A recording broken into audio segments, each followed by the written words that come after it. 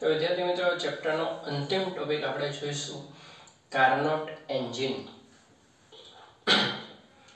તો જો Carnot engine છે એક એવું પ્રતિવર્તી એન્જિન છે કે જેમાં દરેક પ્રક્રિયાઓ સંપૂર્ણપણે મૂળ માર્ગે ઉલટાવી શકાય છે અને સાથે એમાં મેક્સિમમ કાર્યક્ષમતા પણ મળે છે। એક આદર્શ એન્જિનની ખૂબ નજીક છે એમ આપણે કહી શકાય। કાર્નોટ એન્જિનની અંદર શું છે પિસ્ટન સિલિન્ડર રચના છે એમાં કાર્યકારી પદાર્થ તરીકે આદર્શ વાયુ ભરવામાં આવે છે જેનું તાપમાન T1 હોય છે અને T1 તાપમાન ધરાવતા ઉષ્મા પ્રાપ્તિ સ્થાન પાસેથી Q1 જેટલી ઉષ્માનું શોષણ કરે છે। હવે વાયુ ઉષ્મા મેળવે છે એટલે એના પર કાર્ય થાય છે, પિસ્ટનને ઉપર ધકેલે છે એટલે એનું વિસ્તરણ થાય છે, પણ એ પ્રથમ તબક્કો ગણાશે, એમાં એનું તાપમાન અચળ રહેશે। તો તબક્કો 1 થી 2 છે સમતાપી વિસ્તરણ છે, ઉષ્મા મેળવે છે અને ઉષ્માનું કાર્યમાં રૂપાંતર થાય છે એટલે કદમાં વધારો થાય, દબાણમાં ઘટાડો થાય, સમતાપી વિસ્તરણ કહેવાય। પ્રથમ બિંદુ આ છે જ્યાં એનું દબાણ P1 છે, કદ V1 છે, તાપમાન T1 છે, એમાંથી અહીંયા પહોંચી જશે પ્રથમ તબક્કાને અંતે દબાણ P2 ઘટી ગયું હશે, જો અહીંયા P1 અને P2 એનાથી ઓછી કિંમત છે, કદ વધી ગયું હશે, તાપમાન એનું એ જ હશે। આ પ્રથમ તબક્કો સમતાપી વિસ્તરણ। સમતાપી પ્રક્રિયામાં કાર્યનું સૂત્ર આપણે જાણીએ છીએ W 1 થી 2 Q, એને આપણે Q1 પણ કહી શકીએ, mu r T1 ln V2 by V1 છે। સમતાપી હોય તો PV બરાબર અચળ કહેવાય એટલે P1 V1 બરાબર P2 V2 થશે। હવે શું કરવાનું છે ઉષ્મા પ્રાપ્તિ સ્થાન પાસેથી એને ઉષ્મા લેતું બંધ કરી દેવાનું છે અને તંત્ર પોતાની આંતરિક ઊર્જાના ભોગે વિસ્તરણ કરે છે। ઉષ્માનો વિનિમય અટકી ગયો એટલે સમોષ્મી પ્રક્રિયા છે। તબક્કો 2 થી 3 સમોષ્મી વિસ્તરણ ગણાશે। વિસ્તરણ થાય એટલે હજી કદ વધશે, અહીંયા જે કદ છે એના કરતા અહીંયા કદ V3 વધી ગયું છે તો દેખેલી વસ્તુ છે કે દબાણ ઘટી ગયું છે। હવે તંત્ર પોતાની આંતરિક ઊર્જાના ભોગે કાર્ય કરે છે એટલે તાપમાન T1 થી ઘટીને T2 થઈ ગયું, અહીંયા આવી ગયા, બરાબર। અહીંયા બે જ અક્ષ P અને V ની બતાવેલી છે, આના પર તાપમાન T1 છે અને આના પર તાપમાન T2 છે માની લેવાનું। તો બીજો તબક્કો સમોષ્મી વિસ્તરણનો છે। સમોષ્મી પ્રક્રિયા માટે કાર્યનું સૂત્ર આવું આવે છે mu r T1 - T2 છેદમાં ગામા -1। સમોષ્મી માટે PV ગામા બરાબર અચળ હોય એટલે કે P2 V2 ગામા બરાબર P3 V3 ગામા થશે। હવે જેટલું વિસ્તરણ કરાવવાના હતા તંત્ર પાસે આપણે કરાવી લીધું, ઉષ્મા આપીને તંત્ર પોતાની ઊર્જાના ભોગે વિસ્તરણ કરી આપ્યું એટલે પિસ્ટન એકદમ ઉપર પહોંચી ગયો। હવે સંકોચનના તબક્કાઓ છે।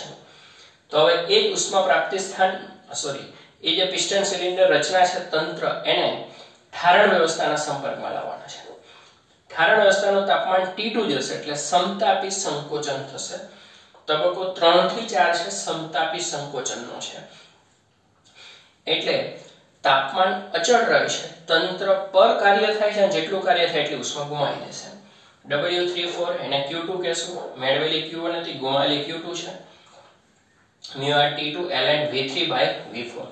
જો અહીંયા તંત્ર ઉષ્મા ગુમાવે તંત્ર પર કાર્ય થાય એટલે ઋણ આવે છે, હકીકતમાં આપણે જોયું ને અહીંયા કેમ V2 by V1 છે તો અહીંયા V4 by V3 હોવું જોઈએ ને, પણ અહીંયા આગળ માઈનસ નિશાની છે અને ઘાતમાં લઈ ગયા એટલે વ્યસ્ત થઈ ગયું, લોગમાં આગળ જે હોય એ ઘાતમાં જાય આપણે જાણીએ છીએ। અને ફરી સમતાપી છે એટલે PV બરાબર અચળ એટલે કે P3 V3 બરાબર P4 V4। અહીંયા સંકોચન શરૂ થયું એટલે કદમાં ઘટાડો થશે, V3 માંથી ઘટીને કદ V4 થશે, દબાણમાં વધારો થશે, P3 કરતા P4 દબાણ વધારે છે પણ તાપમાન T2 છે સમતાપી છે। હવે શું કરવાનું છે અંતિમ તબક્કો સંકોચનનો છે, સમોષ્મી સંકોચન છે એટલે તંત્ર ઠારણ વ્યવસ્થાના સંપર્કમાં નથી એટલે ઉષ્મા ગુમાવશે અને એને તંત્ર પર કાર્ય થશે, એનું સંકોચન થશે એટલે ફરી એનું મૂળ તાપમાન આવી જશે T1, સાથે કદમાં તો ઘટાડો થશે જ, દબાણમાં વધારો થઈ જશે એટલે બધી જ પરિસ્થિતિ મૂળ સ્થિતિમાં આવી ગઈ। તબક્કો 4 થી 1 છે સમોષ્મી સંકોચન। સમોષ્મી એટલે mu r T1 - T2 ના છેદમાં ગામા -1। સમોષ્મી માટે PV ગામા અચળ હોય એટલે P4 V4 ગામા બરાબર P1 V1 ગામા થશે। તો આ રીતે 4 તબક્કાઓ છે, દરેકમાં દબાણ અને કદ તો બદલાય જ છે। અહીંયા તાપમાન નથી બદલાતું, અહીંયા તાપમાન નથી બદલાતું, અહીંયા તાપમાન ઘટી જાય છે, અહીંયા તાપમાન વધી જાય છે। આમ જાવ છું એમ વિસ્તરણ છે, કદ વધતું જાય છે, દબાણ ઘટતું જાય છે, અને આમ આવો એમ સંકોચન છે, કદ ઘટતું જાય, દબાણ વધતું જાય। સમતાપી વિસ્તરણ, સમોષ્મી વિસ્તરણ, સમતાપી સંકોચન, સમોષ્મી સંકોચન એ જ રીતે છે, બહુ સહેલાઈથી યાદ રહી જશે। 1 માંથી 2, 2 માંથી 3, 3 માંથી 4 ને 4 માંથી પાછા 1. હવે એની કાર્યક્ષમતા કે આપણે Q1 જેટલી ઉષ્મા એને આપીએ છીએ એમાંથી એને કાર્ય કેટલું કર્યું, દાખલા તરીકે W જેટલું કર્યું, તો કાર્યક્ષમતા એટલે W ના છેદમાં Q1 છે. હવે અહીંયા જે W કાર્ય આવે છે ખરેખર તંત્રે Q1 ઉષ્મા મેળવીને Q2 તો ગુમાવી દીધી છે, એટલે એના દ્વારા જે કાર્ય થયું છે W Q1 Q2 કહેવાય. તાના સ્થાને Q1 Q2 મૂકો, છેદમાં Q1 કરો એટલે આ પદ આવશે. આવું બધું તમને એટલા માટે સમજાવવું પડે કે વચ્ચે બે ટોપિક નીકળી ગયા છે, ઉષ્મા એન્જિન ને રેફ્રિજરેટર. એમાં સૂત્ર આવી ગયું છે પણ આપણે ભણ્યા નથી એટલે એની વાત કરવી પડે છે. ચલો Q2 ને Q1 ના સૂત્ર મૂકીએ. અહીંયા Q2 છે, અહીંયા Q1 છે, આ રીતે મળશે. μ r ઉડી જશે. હવે આ પદનું શું થાય એ જોવાનું છે. તો જો ચારે ચાર તબક્કાઓ છે ને એમાં P અને V નો ગુણાકાર કરી દો. ડાબી બાજુ આ બાજુ, ચારે જમણી બાજુ પેલી બાજુ.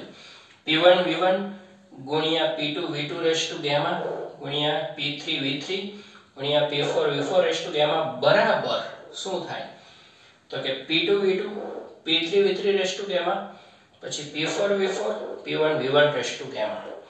બધા દબાણ ઉડી ગયા 1 2 3 4. અહીંયા 2 3 4 ને 1 દબાણ બધા ઉડી ગયા. પદ વધ્યા 2 અને 3 છે ને સામે મોકલી દઈએ, છેદમાં જશે. અને કદની વાત કરીએ તો V1 ને V3 ને સામે મોકલી દઈએ એટલે છેદમાં જશે. અને અહીંયા V2 ને V4 આખાનો ગામાઘાત કરી દીધો. સામેથી V2 ને V4 ને અહીંયા છેદમાં લાવો તો આ બાજુ V2 V4 નો ગામાઘાત ને છેદમાં સામેથી આવ્યા V2 V4, સામે V1 V3 નો ગામાઘાત છે ને અહીંથી છેદમાં ગયા V1 V3. તો આ એક ઘાત કે અંશમાં જે તો માઈનસ થાય, ગામાઘાત છે તો ગામા -1 થઈ જશે. આના પરથી ગામા -1 ઘાતને દૂર કરો એટલા હું મૂળ લઈ લઉં તો શું વધે V2 V4 બરાબર V1 V3 થાય. તો V2/V1 બરાબર V3/V4 થાય. મતલબ કે આ બે સરખા છે તો આખો લોગ પણ ઉડી જશે. μr તો ઉડી ગયા હતા. તો કાર્યક્ષમતાનું એકદમ સરસ સૂત્ર મળ્યું, eta બરાબર 1 - T2/T1. તો જો કાર્નોટ એન્જિનની કાર્યક્ષમતા વધારવી હોય તો ઠારણ વ્યવસ્થાનું તાપમાન શક્ય એટલું ઓછું, ઉષ્મા પ્રાપ્તિ સ્થાનનું તાપમાન શક્ય એટલું વધારે હોવું જોઈએ. જો કાર્યક્ષમતા 1 કે 100% જોઈતી હોય તો કાં તો ઠારણ વ્યવસ્થાનું તાપમાન નિરપેક્ષ શૂન્ય હોવું જોઈએ અથવા ઉષ્મા પ્રાપ્તિ સ્થાનનું તાપમાન અનંત હોવું જોઈએ. પણ બેમાંથી એકય શક્ય નથી એટલે કાર્યક્ષમતા 100% તો નહીં મળે પણ ઘણી સારી મળતી હોય છે આવા એન્જિનની. અહીંયા થિયરી સમાપ્ત થઈ. સ્વાધ્યાયમાં 1 થી 3 ગણેલા. ચોથો આપણે જોઈશું 12.4.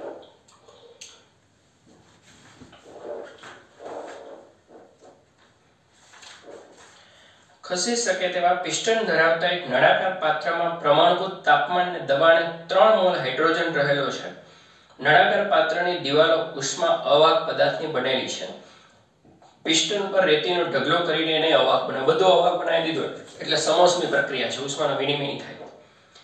તો વાયુને તેના કદ કરતા અડધા કદ સુધી સંકોચિત કરવામાં આવે તો દબાણમાં કેટલો ફેરફાર થશે? ચલો અંતિમ કદ છે પ્રારંભિક કદ કરતા અડધું કરી દઈએ અને સમોષ્મી પ્રક્રિયા છે તો દબાણ કેટલું થશે? સમોષ્મી પ્રક્રિયા માટે PV/γ બરાબર અચળ આવે. સમતાપી હોય તો PV બરાબર અચળ આવે. P1 V1 બરાબર P2 V2. અંતિમ દબાણની વાત કરવાની છે તો P2/P1 તો સામે V1/V2 નો ગામાઘાત ને V1/V2 એટલે 2 જ થશે. ગામાની કિંમત 1.4 આવે આ વાયુ માટે. આના પછીના ચેપ્ટરમાં આપણે જોઈશું. ચલો 2 નો 1.4 ઘાત કેમ કરવો? 1 ઘાત હોય તો કે કરવાની જરૂર નહીં, 2 ઘાત હોય તો વર્ગ કરી દે, 3 ઘાત હોય તો ઘન કરી દે, 1/2 ઘાત હોય તો વર્ગમૂળ લઈ લઈએ. ઘનમૂળ બી શોધી શકે. 1.4 કેવી રીતે થાય તો કે સાયન્ટિફિક કેલ્સી હોય તો થઈ જાય પણ એ સાયન્ટિફિક કેલ્સી 12 સાયન્સમાં ના આવે, એમાં સાદું કેલ્સી આવે એટલે લોગ લેવો પડશે. લોગ આપણે મનગમતો 10 ના આધાર વાળો, ઈ ના આધાર વાળો નહીં, કારણ કે પાછળ કોષ્ટક એનું જ આપેલું છે. તો બંને બાજુ 10 ના આધારનો લોગ લઈ લીધો તો આ ઘાત આગળ આવી ગયા 1.4. 2 નો લોગ 0.3010 થશે ગુણ્યા 1.4 કરો એટલે 0.4214 થયા. P2/P1 શોધવો છે, લોગ સામે લઈ જાવ એટલે આનો એન્ટી લોગ જોવાનો તો 0.42 નો 1 અને 4 એન્ટી લોગ જોવાનો તો 2638 આવે છે. અહીંયા 0 પોઈન્ટ છે એટલે એક આંકડા પછી પોઈન્ટ મૂકવાનું એટલે 2.63 આવે એટલે 2.64 એટલે કદ છે 2.64 ગણું થઈ જશે. સોરી દબાણ કદ અડધું થાય છે તો દબાણ 2.64 ગણું થાય. જો સમતાપી પ્રક્રિયા તો બહુ સરળ હોત. સમતાપી પ્રક્રિયામાં કદ અડધું કરત ને દબાણ બમણું જ થાય, કારણ કે PV જ આવે, અહીંયા ગામા ઘાત આવે, જેથી કરીને કદ બમણું નહીં પણ દબાણ 2.64 ગણું થયું 12.5.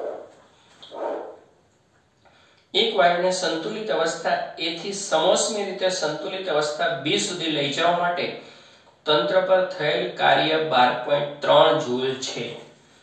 સમોષ્મી પ્રક્રિયાથી A થી B માં લઈ જવો છે. સમોષ્મી એટલે ઉષ્માનો વિનિમય 0 હોય. ઉષ્માનો વિનિમય 0 હોય એટલે ડેલ્ટા U બરાબર માઈનસ ડેલ્ટા W થાય, થર્મોનો પ્રથમ નિયમ. હવે અહીંયા કાર્ય કેટલું કીધું છે? થયેલ કાર્ય તંત્ર પર કાર્ય થાય છે 22.3 માઈનસ W ની કિંમત ડેલ્ટા W ની કિંમત છે -22.3 છે, પણ આગળ માઈનસ છે સાની એટલે આંતરિક ઊર્જાનો ફેરફાર +22.3 જૂલ થઈ ગયું. હવે આનો બીજો કિસ્સો છે. એમાં શું કરવામાં આવે છે?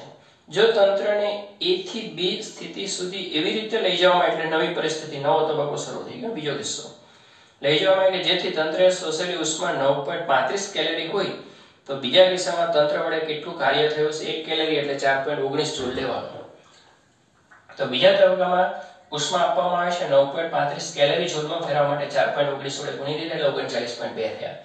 તો હવે કેટલું કાર્ય થયું હશે?